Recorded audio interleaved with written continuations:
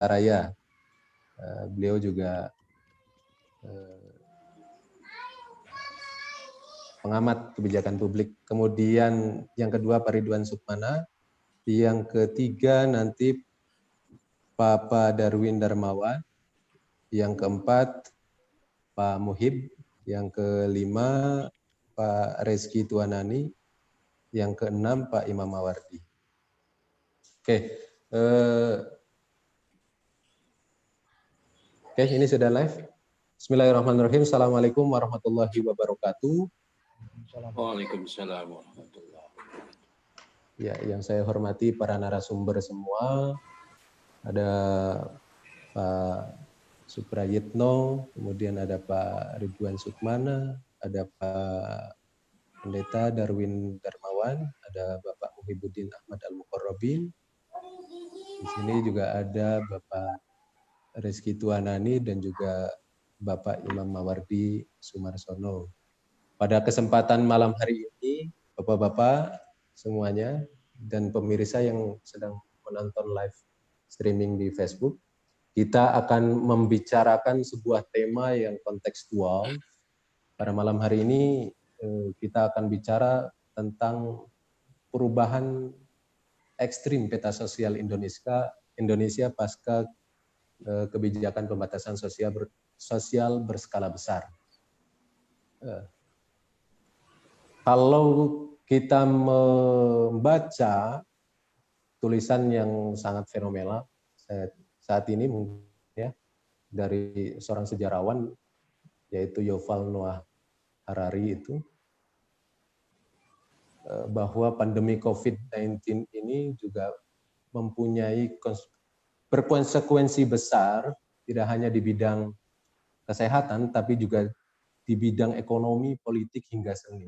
Semua itu bergantung pada pilihan yang diambil oleh setiap orang, bahkan oleh pemerintah sekalipun.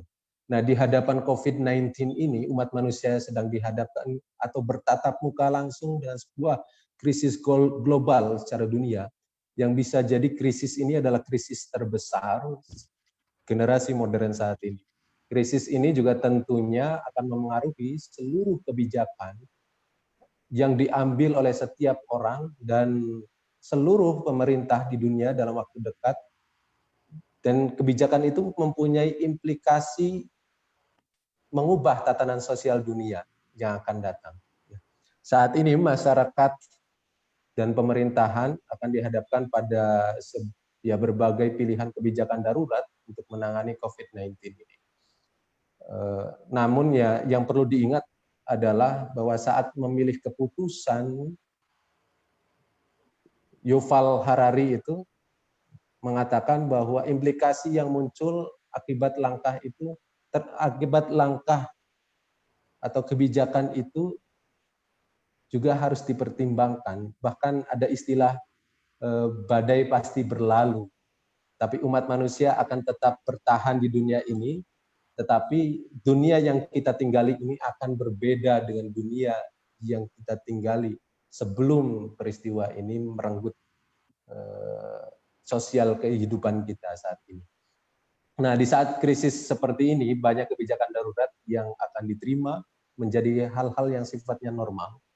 Kemudian inilah karakteristik kondisi darurat begitu. Kondisi darurat itu mempercepat proses sejarah ya, kalau kata Harari itu. Jadi berbagai keputusan yang biasanya membutuhkan waktu bertahun-tahun untuk dibahas, jadi langsung diterapkan begitu saja. Nah, satu negara ini akan menjadi kelinci percobaan dalam eksperimen yang dengan skala besar ini. Apa yang terjadi saat ini, semua orang bekerja di rumah, sekolah di rumah, bahkan beribadah di rumah. Semuanya beroperasi secara daring.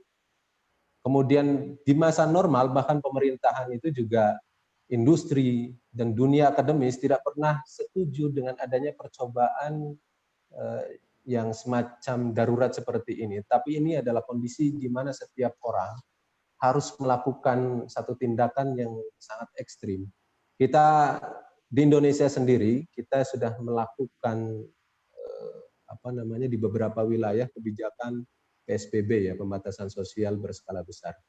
Nah, tetapi ya tentu banyak kritik, banyak juga yang mendukung, banyak juga yang abai, banyak juga yang patuh terhadap perintah ini, tapi banyak juga yang tidak patuh begitu. Nah, ini malam ini akan kita diskusikan. Tentu bukan hanya dari segi PSBB-nya, kebijakan PSBB-nya, tetapi juga sosial masyarakat dalam kacamata sosial masyarakat, baik itu perekonomian, kemudian agama, dan juga kehidupan-kehidupan sosial lainnya. Nah, telah hadir di tengah-tengah kita ada 6 narasumber yang sudah hadir pada malam hari ini. Yang pertama adalah Pak Suprayitno, beliau adalah dosen sekaligus pengamat kebijakan, dosen di Universitas Palangkaraya. Yang kedua adalah Bapak Ridwan Sukmana, beliau adalah anggota Komisi Hukum dan Konstitusi ya Pak, MUI Pusat. Kemudian yang ketiga adalah Bapak Pendeta Darwin Darmawan, dari Badan Pekerja Majelis Sinode Wilayah Gereja Kristen Indonesia, wilayah Jawa Barat. Kemudian yang keempat ada Bapak Muhibbuddin Ahmad Al-Muqarrabin sebagai pengamat ekonomi. Kemudian yang kelima ada Bapak Rezki Tuanani sebagai pemuda Bravo 5. Kemudian yang keenam terakhir ada Bapak Imam Mawardi Sumarsono. Saya ingin mengawali diskusi ini dengan satu statement atau presentasi dari Bapak Suprayitno tentang kebijakan strategis pemerintah dalam menghadapi pandemi dan pasca pandemi ini. Waktunya 10 menit, silahkan Bapak Suprayitno.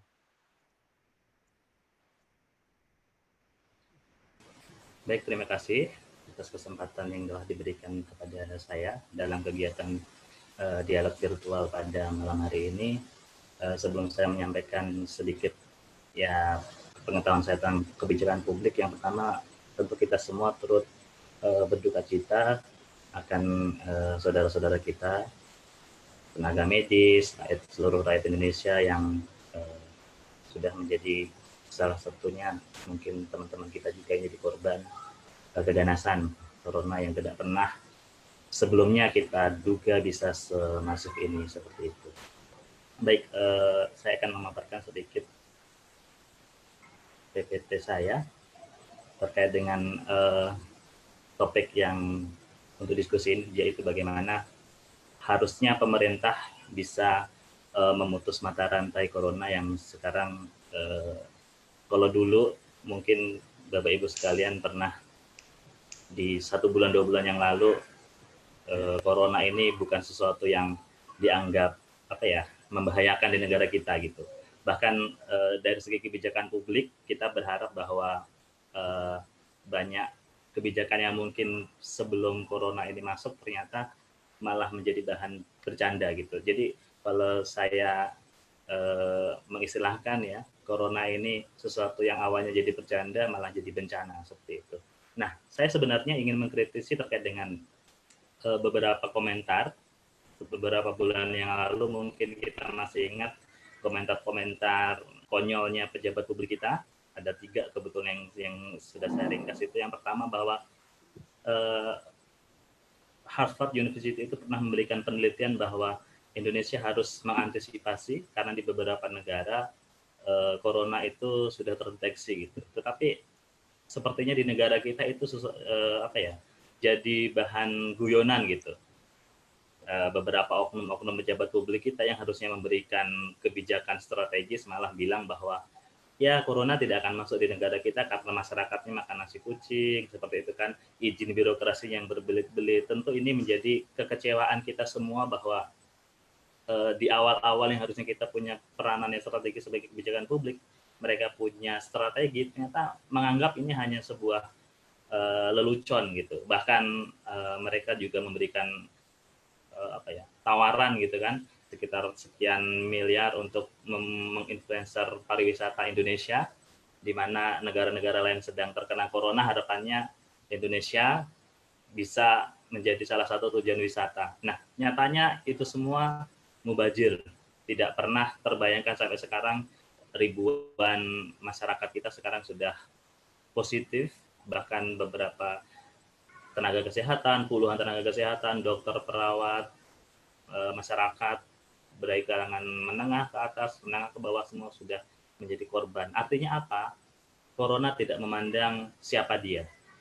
Kalau memang sudah waktunya, takdirnya memang terkena corona, mau dia jabatannya apapun, bahkan selevel menteri, ya kena seperti itu. Artinya ini adalah ancaman yang sangat serius untuk semua kalangan negara kita dan juga di dunia seperti itu. Saya masih membayangkan beberapa bulan yang lalu, sekitar 2 bulan yang lalu, dari hanya 2 orang yang pada saat itu terdeteksi, sekarang sudah sekian ribu masyarakat kita yang positif. Artinya apa? Ini virus bukan sembarangan gitu. Dan sampai sekarang pun juga kebijakan yang diambil oleh pemerintah, khususnya pemerintah pusat maupun pemerintah daerah terkait bagaimana menghadapi virus ini, jujur dari segi kebijakan publik saya melihat tidak ada sesuatu yang dianggap serius dalam penanganannya. Kenapa? Karena kita melihat sendiri antara pemerintah pusat dan pemerintah daerah tidak ada semacam kolaborasi yang utuh gitu, seperti itu. Masih ada egosentris masing-masing wilayah. Tentu masih ingat bagaimana DKI Jakarta dengan pemerintah pusat yang sering berseberangan terkait dengan kebijakan seperti itu. Jadi di balik bencana pun ternyata pejabat publik kita ini masih punya kepentingan-kepentingan yang diselip-selipkan gitu. Seolah-olah mereka itu tidak sadar bahwa ini itu memang jadi bencana yang luar biasa sekali untuk negara kita saat ini seperti itu. Baik, tentu dalam hal yang harus kita lakukan saat ini karena memang corona itu sudah jadi momok di negara kita, saya berharap pejabat-pejabat publik kita, baik itu yang di pemerintah pusat dan di pemerintah daerah, terketuk hatinya gitu. Hati naluri dia sebagai pejabat publik, bukan hati nurani dia sebagai orang politik. Tentu kita ingin melihat kebijakan-kebijakan yang ada di pemerintah pusat dan juga pemerintah daerah itu sinkron seperti itu. Tidak lagi dilatar belakangi karena perbedaan latar belakang politik, perbedaan kepentingan dan sebagainya, sehingga kebijakan apapun itu akhirnya mental. Ketika pemerintah pusat bikin kebijakan ini karena kepala daerahnya tidak sepakat misalnya, ya itu sia-sia saja. Sama seperti halnya ketika pemerintah daerah punya kebijakan ini tapi pemerintah pusat merasa bahwa itu tidak sesuai dengan kepentingan pemerintah pusat, ya sia-sia saja seperti itu. Jadi saat ini karena memang corona sudah masuk gitu ya, kita ini seperti sebuah cawan. Kalau dulu sebelum pasca itu kan sebenarnya cawan itu masih terbuka. Bagaimana virus-virus itu pemerintah bisa mengantisipasi jauh-jauh hari. Kalau sekarang ini cawan udah diisi sebuah air, di mana air itu seperti garam, siapapun ada ketika dia masuk di cawan itu punya potensi untuk tetap kena. Semua orang punya potensi untuk kena. Jadi tidak bisa lagi ini sebagai sebuah mainan seperti itu. Nah, yang pertama mungkin tadi seperti yang saya sampaikan bahwa kita sudah salah membuat kebijakan sebelum corona ini benar-benar ada di Indonesia. Jadi itu yang harus menjadi catatan.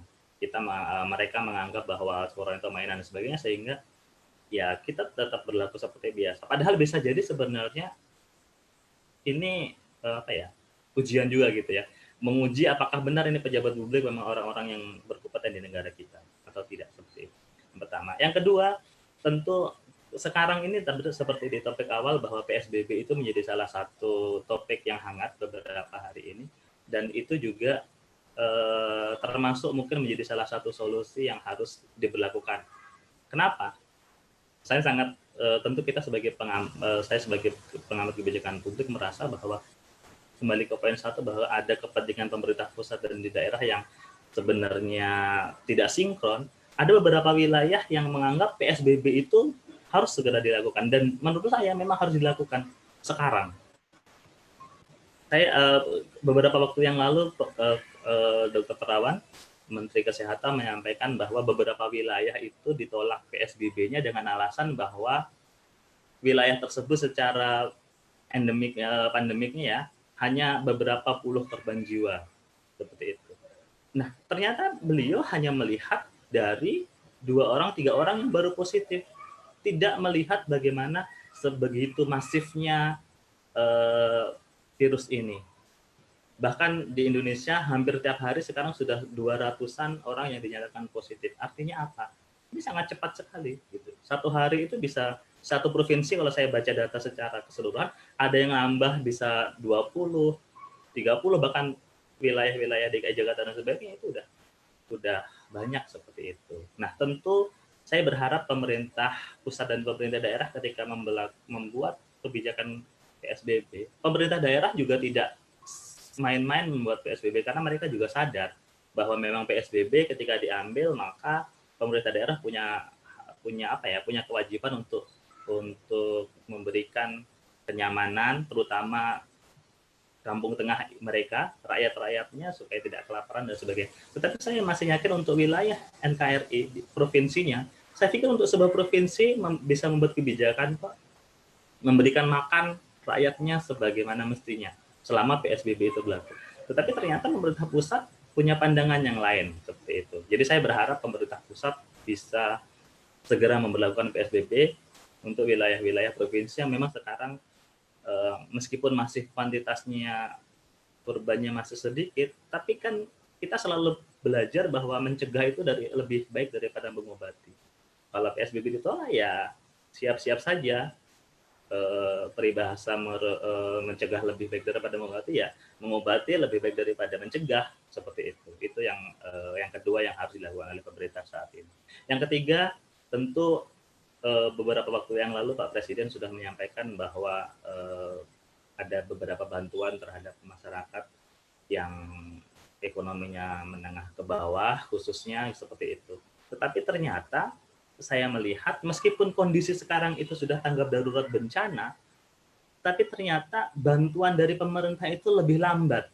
Kalau saya melihat di beberapa provinsi-provinsi itu malah yang memberikan bantuan lebih banyak komunitas-komunitas seperti itu.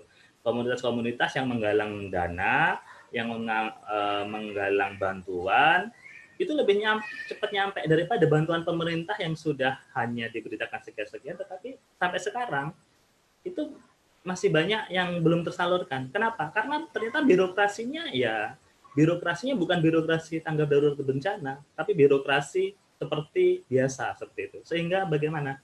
Meskipun anggaran itu sudah dianggarkan sekarang, bisa jadi mungkin ya sebulan 2 bulan lagi baru diterima oleh masyarakat. Tentu ini juga harus menjadi gambaran pertama. Ya baik. Yang selanjutnya adalah ini juga jadi dilema. Sekarang himbauan mudik yang hanya menghimbau itu saya berharap pemerintah segera membuat kebijakan bahwa dilarang.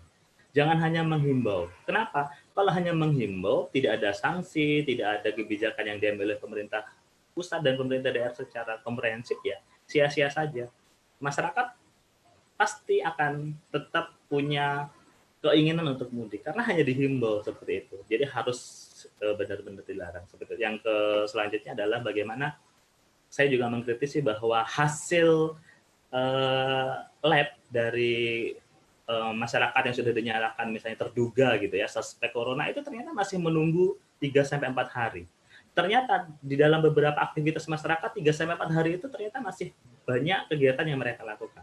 Tentu ini menjadi harus menjadi koreksi pemerintah bahwa Labkesda di daerah itu kan punya masing-masing provinsi Labkesda. Kenapa tidak dimanfaatkan Labkesda itu untuk menjadi penumpang pemerintah pusat dan juga beberapa wilayah yang dituju punya laboratorium untuk memperkuat mereka. Bayangkan misalnya Papua yang tidak ada yang uji labnya harus menunggu beberapa hari dan sebagainya. belum lagi wilayah-wilayah yang jauh dari pemerintah pusat dan sebagainya. Tentu ini harus diperbaiki sistem kesehatan di negara kita seperti itu. Iya. Baik, mungkin itu dulu. Oke. Terima kasih Pak Suprayitno. Tadi ada beberapa yang hasil diskusi kebijakan-kebijakan yang saat ini tentu tidak efektif ya untuk meredam penanganan COVID-19 ini. Oke, silakan kalau ada yang mau bertanya, boleh di closing dulu screen-nya, Pak.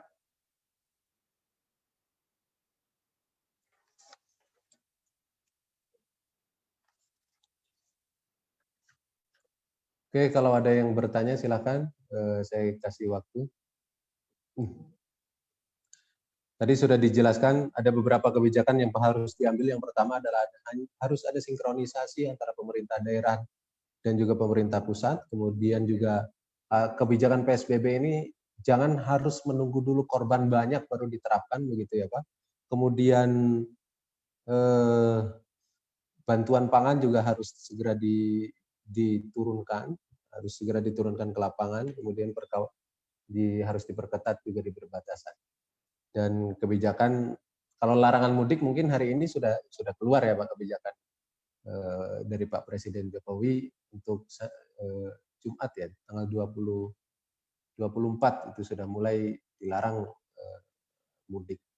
Nah, kemudian yang terakhir adalah memperbanyak laboratorium kesehatan. Pak Suprayitno, kalau melihat dari kebijakan PSBB kayak seperti ini, saya mau bertanya yang sangat fundamental. Apakah kita itu sebenarnya, ini kan PSBB sudah berjalan beberapa waktu, baik itu di Jakarta maupun di Jakarta sekitarnya, ternyata tidak menurunkan jumlah korban ini. Apakah harus ada kebijakan ekstrim lainnya, Pak, selain yang ditawarkan oleh Bapak tadi? Silakan, Pak. Baik, oke. Yang pertama terkait dengan terus bertambahnya korban jiwa, meskipun PSBB sudah diterapkan, kalau berdasarkan beberapa penelitian yang sudah dilakukan bahwa memang korban jiwa yang sudah ada ini kan memang sudah teridentifikasi sebelumnya, misalnya gitu ya, sudah bisa jadi sudah terkena virus dan perlu 14 hari. Jadi uji coba PSBB sebenarnya tidak bisa serta-merta hanya 2 hari, 3 hari terus efektif tidak. Jadi perlu memang 14 hari dan sebagainya. Memang untuk menguji itu gitu. Terus yang kedua, meskipun ada PSBB tetapi saya pikir seperti DKI Jakarta ya, meskipun PSBB tetapi kebijakannya juga setengah-setengah gitu. Artinya harusnya kan ketika ada PSBB ini kebijakannya memang pembatasan akses moda transportasi umum misalnya atau keramaian dan sebagainya. Memang harus ada progres seperti itu. Tidak hanya programnya PSBB tetapi masyarakatnya tetap menjalani aktivitas seperti biasa. Saya pikir tidak ada bukan yang salah programnya sebenarnya, tetapi bagaimana implementasinya. Implementasi dari program itu seperti itu. Okay. Kalaupun kebijakan lebih ekstrim sebenarnya saya pikir tidak harus seperti di India misalnya kan harus menurunkan polisi terus dipukulin masyarakatnya, tentu kan itu tidak sesuai. Saya pikir saya tidak setuju dengan hal seperti itu. Saya pikir yang lebih elok ya masih PSBB tapi implementasinya yang memang harus ditegaskan. Oke, baik, terima kasih Pak Suprayitno. Barangkali ada yang lainnya ada yang bertanya. Apakah sudah cukup? Oke, kalau sudah cukup, terima kasih Pak Suprayitno. Sekali lagi, saya ingin ke Pak Ridwan Sukmana. Pak Ridwan, ini dari anggota Komisi Hukum MUI Pusat.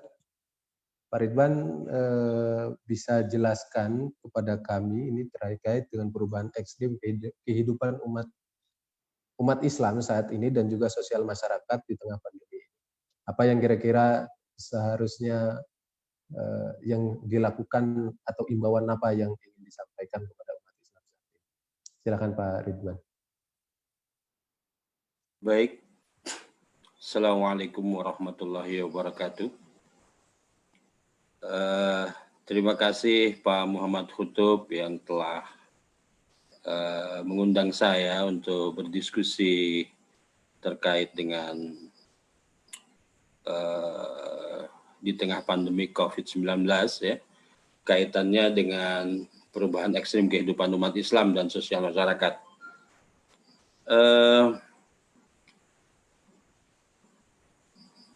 Alhamdulillah, Majelis Ulama Indonesia sejak sejak mulai berjangkitnya zona merah di daerah Jawa Barat, yaitu di Depok, yang terpapar dua person akibat COVID-19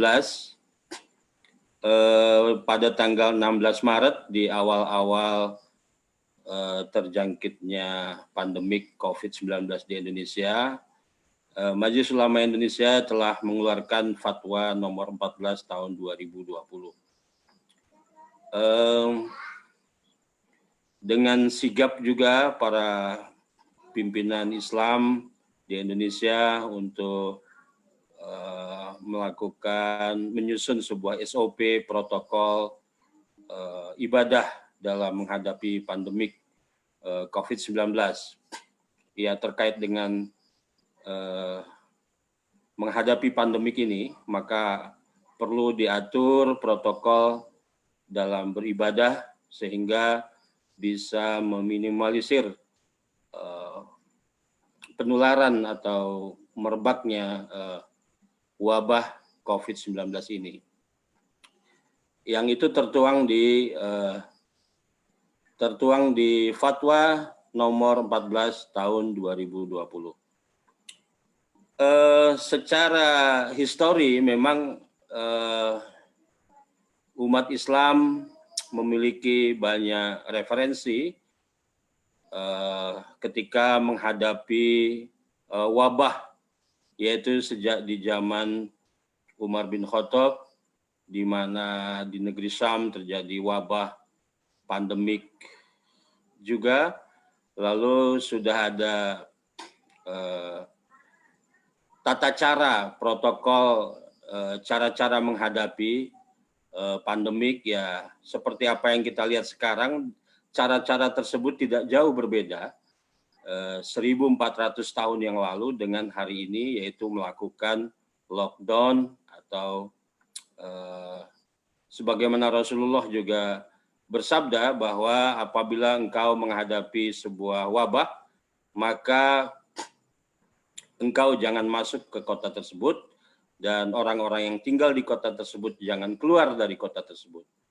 Maka dengan sigap para ulama berdasarkan sejarah tersebut, berdasarkan sabda Rasulullah, berdasarkan perilaku sahabat dalam menghadapi pandemik COVID-19, disusunlah protokol tata cara menghadapi pandemik COVID-19. Dan hanya saja yang perlu diketahui oleh semua masyarakat, elemen masyarakat, bahwa fatwa Majelis Ulama Indonesia bersifat rekomendasi, tidak bersifat mengikat. Jadi penegakannya ya itu terpulang kepada kepatuhan masyarakat terhadap ulama. Saya kira upaya penegakan itu ada pada umaro atau zuama atau pemerintah. Jadi Majelis Ulama Indonesia bersifat fatwanya adalah rekomendasi, dan itu adalah sangat kepatuhannya kepatuhan kultural, bukan kepatuhan penegakan hukum. Gitu. Jadi kami menghimbau kepada seluruh masyarakat agar menghadapi pandemi COVID-19 ini ya patuhi saja fatwa ulama tanpa harus berdebat, karena perdebatan itu pada akhirnya selalu ada celah untuk benar dan salah dan kondisional, sehingga itu tidak akan membantu dalam meminimalisir penyebaran wabah COVID-19. Jadi ya patuhi saja. Dan kami juga menghimbau kepada seluruh masyarakat umat Islam secara syariat, apabila penderita COVID-19 diperlakukan secara manusiawi sebagaimana akhlak Rasulullah yang telah Rasulullah telah mencontohkan kepada umatnya untuk melakukan penghormatan terhadap jenazah dan umat yang terpapar atau menjadi korban daripada wabah COVID-19 ini.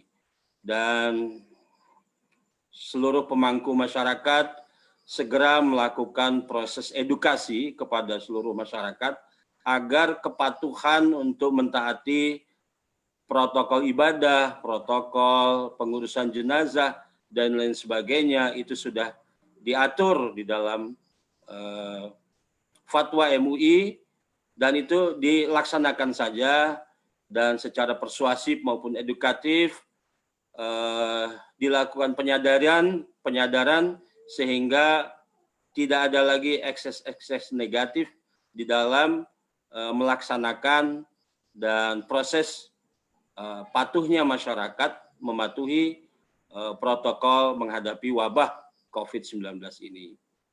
Walaupun memang sudah nampak di beberapa daerah ada terjadi penolakan jenazah untuk dikuburkan, padahal jenazah ini adalah telah berjuang sebagai seorang paramedik, berjuang untuk melawan sebagai tenaga kesehatan di Jakarta, sehingga sempat ditolak untuk dikuburkan di daerah asal tinggalnya. Hal ini sangat bertentangan dengan syariat, di mana setiap jenazah yang wajib kita lakukan adalah segera menguburkannya, dan tentu saja ada tata cara dan prosedur yang dilakukan apabila jenazah ini sesuai dengan protokol COVID-19. Saya kira sebagai pemancing diskusi itu yang perlu saya sampaikan. Barangkali kita diskusi saja selanjutnya. Monggo Pak Kutub ya. Assalamualaikum warahmatullahi wabarakatuh. Waalaikumsalam warahmatullahi wabarakatuh. Terima kasih Pak Ridwan. Tadi ada hal penting yang disampaikan oleh Pak Ridwan selaku Majelis Ulama Indonesia Pusat dalam hal ini, bahwa lockdown itu juga sebenarnya sudah terjadi di masa-masa lampau. Sejak zaman Nabi pun sudah pernah mengatakan untuk jangan pergi ke daerah atau ke kota yang sedang mengalami wabah. Kemudian tadi sudah dijelaskan fatwa MUI yang sudah dikeluarkan saat ini memang tidak mengikat, tetapi hanya orang-orang yang patuh saja. Yang diharapkan semuanya patuh ya Pak terhadap fatwa yang termasuk tentang tata cara beribadah dan sebagainya. Nah, tadi juga ada imbauan untuk bagaimana semua orang saat ini harus memperlakukan korban COVID, terutama yang sudah meninggal ini sebagai ya secara manusiawi, bahwa mereka juga adalah putra-putri bangsa dan juga makhluk Tuhan juga ya Pak.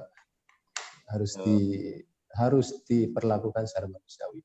Tapi begini Pak, di tengah kondisi seperti ini, masyarakat kan sudah tidak terbiasa. Umat Islam saat ini harus melakukan sesuatu yang tidak pernah dia lakukan sebelumnya. Misalkan tidak sholat Jumat sampai beberapa waktu panjangnya.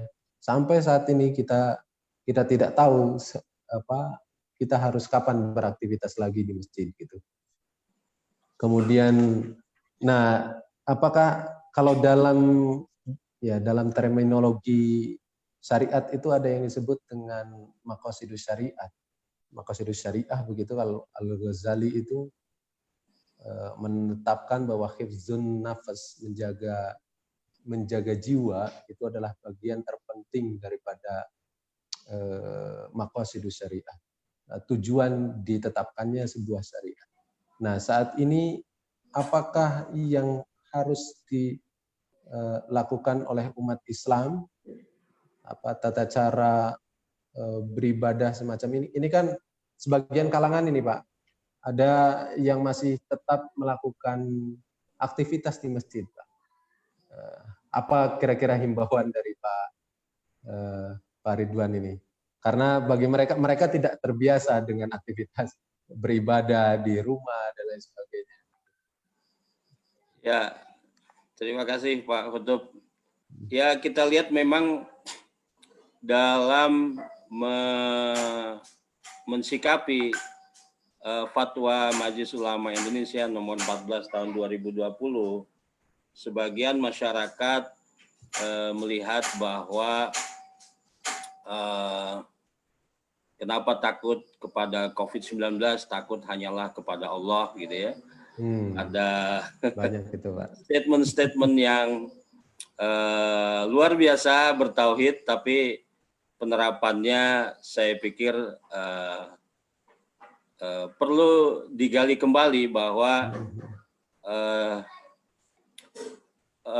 bahwa hukum Islam itu sangat fleksibel, sebagaimana tadi yang disampaikan oleh Pak Muhammad Kutub, bahwa maqasid syariah, maksud diberlakukannya syariah itu adalah menjaga jiwa atau menjaga nyawa.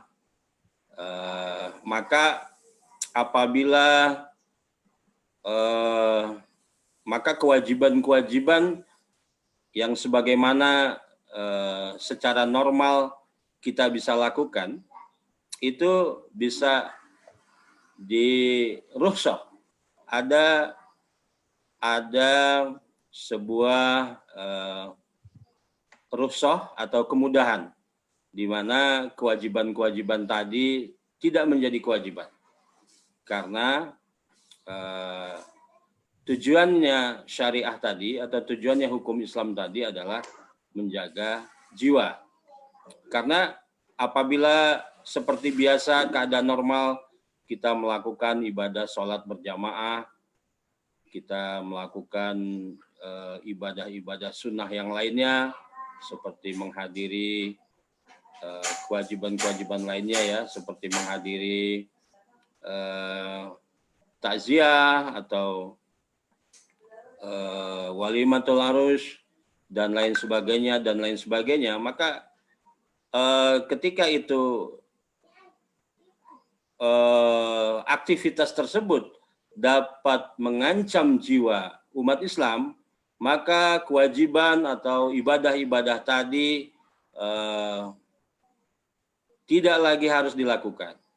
Dan yang harus dilakukan adalah kembali kepada maqasidus syariah, yaitu menjaga jiwa tadi.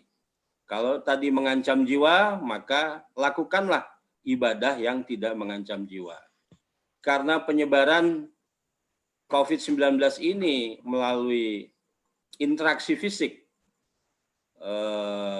maka perlu ada protokol yang ketat ketika melakukan perkumpulan dan lain sebagainya ketika melakukan aktivitas-aktivitas. Bahkan sebaiknya sesuatu yang aktivitas yang bersifat kumpul-kumpul berjamaah itu dihindari untuk segera kita bisa kembali kepada kondisi yang normal, kondisi yang semula, untuk agar wabah COVID-19 ini bisa segera berlalu begitu. Saya kira begitu Pak Muhammad Kutub. Iya, terima kasih Pak Ridwan. Barangkali ada yang ditanyakan dari narasumber yang lain. Sementara cukup dulu ya Pak. Baik, terima kasih. Selanjutnya kita ke pemateri ketiga, Bapak Pendeta Darwin Darmawan. Beliau ini merupakan Sekretaris 1 Badan Pekerja Majelis Sinode Wilayah Gereja Kristen Indonesia, Jawa Barat ya Pak. Kemudian juga beliau adalah Wakil Sekretaris Forum Kerukunan Umat Beragama Kota Bogor dan Dewan Pembina Sosial Lintas Agama. Beliau ini S1-nya di Fakultas Teologi Duta Wacana. Kemudian S2-nya di Center of Religious and Cross Culture Studies UGM. Dan sekarang sedang menempuh studi doktoral di Departemen Ilmu Politik Universitas Indonesia. Bapak Pendeta Darwin Darmawan akan menjelaskan terkait dengan refleksi kehidupan keagamaan umat Nasrani di tengah pandemi COVID-19 ini. Silakan Pak Darwin, waktu saya berikan. Ya, terima kasih Mas Muhammad Kutub. Selamat malam Bapak-Bapak, para narasumber yang saya hormati. Selamat malam. Ya, saya akan merefleksikan situasi COVID ini bertolak dari buku Yuval Noah Harari yang tadi Mas Muhammad Kutub sempat kutip di awal memoderasi acara kita.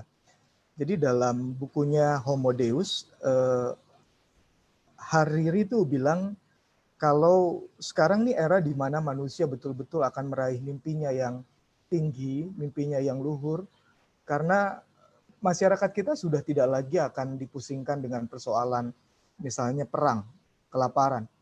Malah paradoks sekarang orang itu mati bukan gara-gara lapar, mati gara-gara kebanyakan makan misalnya. Teknologi, algoritma, dan lain-lain itu menolong manusia untuk bisa sehat, rekayasa genetik menolong manusia untuk bisa hidup baik dan seterusnya. Tetapi menurut saya pandemi COVID-19 ini betul-betul menghancurkan gambaran Homo Deus, makhluk ilahi yang Hariri katakan di dalam bukunya Homo Deus. Ya, saya pernah membaca satu kutipan yang menggetarkan buat saya, judulnya Pesan dari Bumi. Kira-kira begini, kita tertidur di satu dunia dan terbangun di dunia lain. Tiba-tiba Disney kehilangan keajaiban. Paris nggak lagi romantis, New York nggak lagi gagah, tembok Cina bukan lagi benteng, Mekah kosong. Vatikan tidak bisa beribadah secara total. Peluk dan cium yang tadinya lambang cinta, sekarang seperti senjata yang mematikan.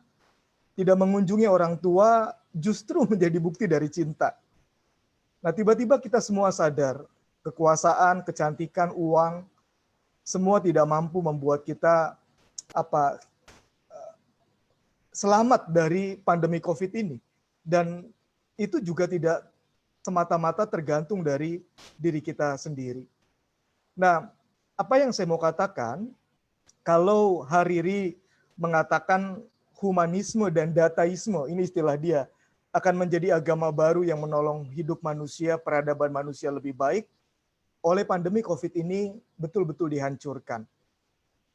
Nah, karena itu saya tadi siang teringat dengan ungkapan dari sejarawan Arnold Toynbee. Dia mengatakan begini, peradaban itu hancur bukan karena bunuh diri.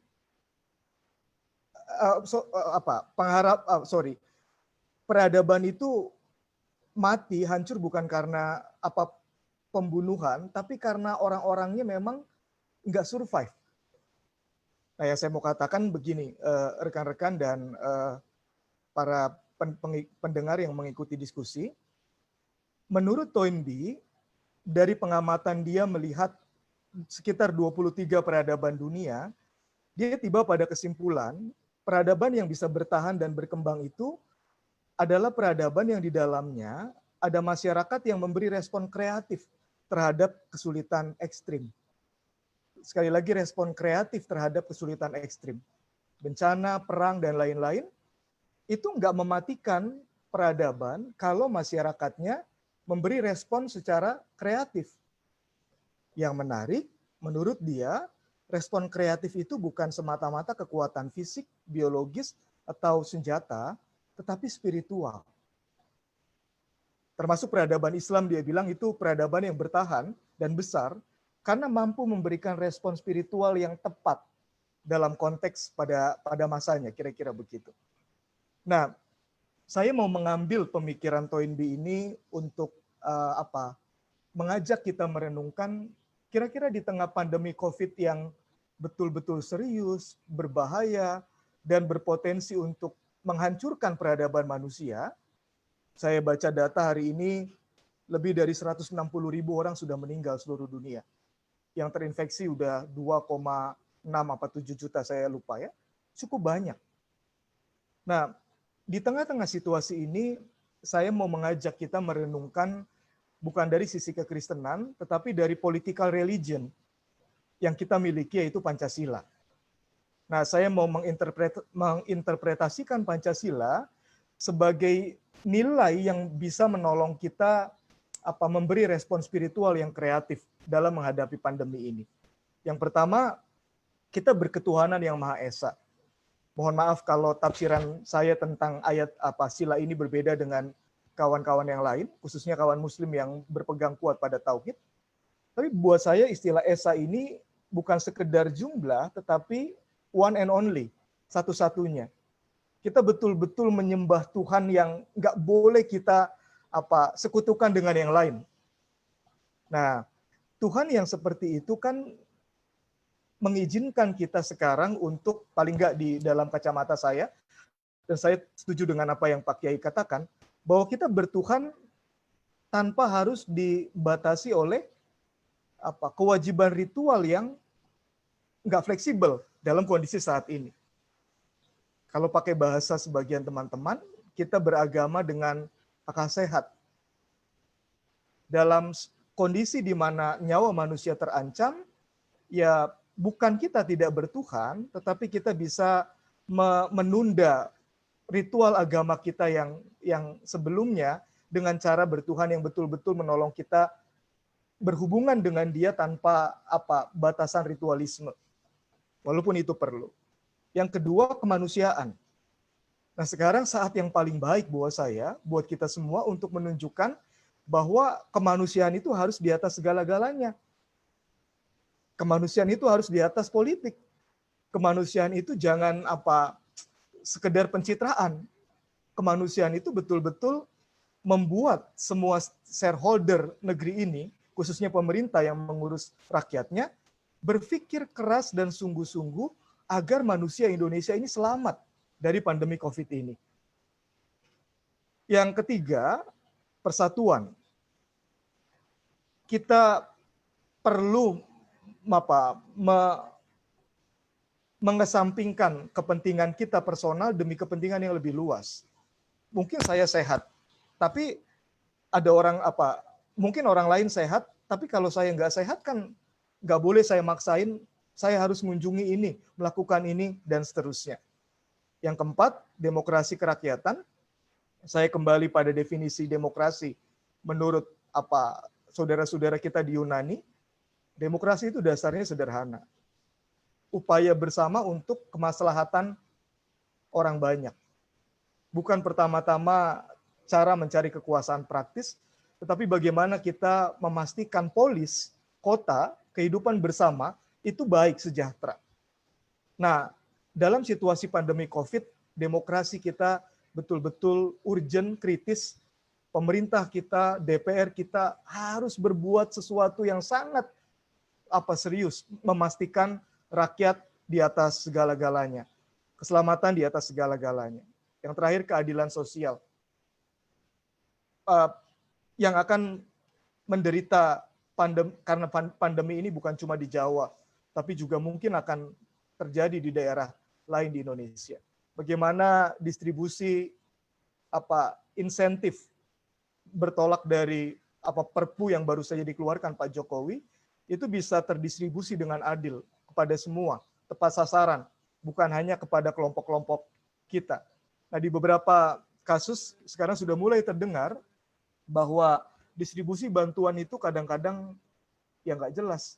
Nilainya Rp5 sampai bawah Rp2,5. Lalu yang dikasih kelompok-kelompok tertentu saja. Nah, ini bukan keadilan sosial, ini nggak sesuai dengan apa Pancasila sebagai agama politik. Ini istilah dalam ilmu politik, political religion.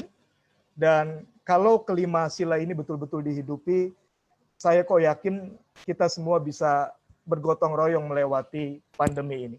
Kira-kira demikian. Assalamualaikum warahmatullahi wabarakatuh. Waalaikumsalam warahmatullahi wabarakatuh. Terima kasih Pak Pendeta Darwin.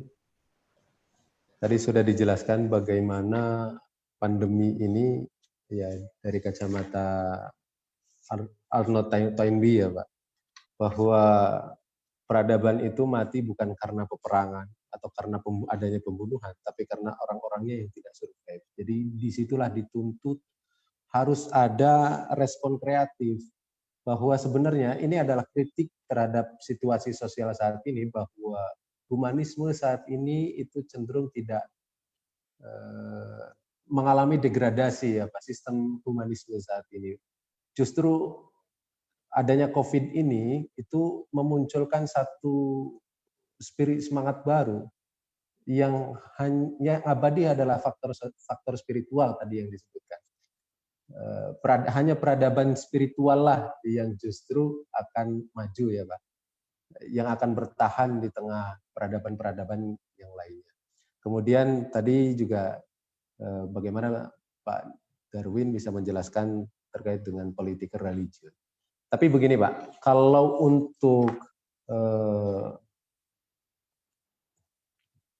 refleksi kehidupan untuk umat Kristiani sendiri, saya ingin bertanya bahwa kalau dalam kacamata umat Kristiani, sebenarnya apakah ada perbedaan dari segi spiritual gitu? Apakah ada perbedaan antara beribadah langsung, bisa bersama-sama, berjemaat begitu, dengan beribadah yang saat ini harus di rumah saja? Silakan Mbak. Ya, rasa-rasanya hampir semua agama memiliki dimensi ritual, dan itu selalu terkait dengan relasi sosial. Berjemaah, bersama-sama, itu selalu ada ritus-ritus yang dilakukan bersama. Jadi pandemi ini merubah secara signifikan dan radikal cara kita beribadah. Jadi orang Kristen juga mengalami situasi ini. Nah, kalau dari spiritualnya bagaimana? Dari kondisi spiritual, misalkan kalau tadi kan sudah dibahas tentang kondisi sosialnya, bahwa ritual berjemaah itu bukan hanya sebatas